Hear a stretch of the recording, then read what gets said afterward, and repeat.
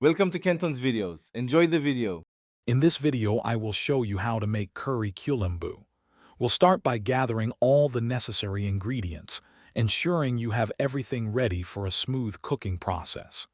Then, we'll dive into the preparation, guiding you through each step to build incredible flavors. Finally, we'll discuss how to perfect the consistency and serve this wonderful, aromatic dish. For our curry kulambu, you'll need 1 cup of your favorite mixed vegetables, like eggplant or drumstick. Also, prepare 1/4 cup of tamarind pulp and 2 tablespoons of sambar powder for that authentic taste.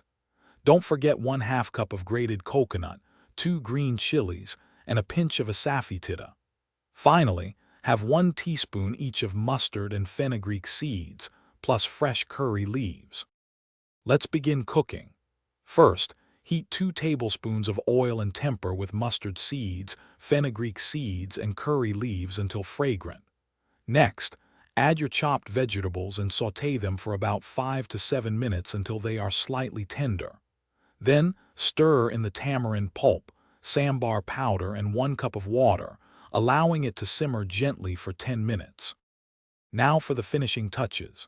Carefully stir the freshly ground coconut paste into your simmering kulambu. Let it cook for another 5 minutes, allowing the flavors to meld beautifully and the curry to thicken. Taste and adjust the salt as needed, then garnish generously with fresh coriander leaves. Serve your delicious, aromatic curry kulambu hot with steamed rice or soft dosa for a truly satisfying meal. Thanks for watching. Consider subscribing if we helped you.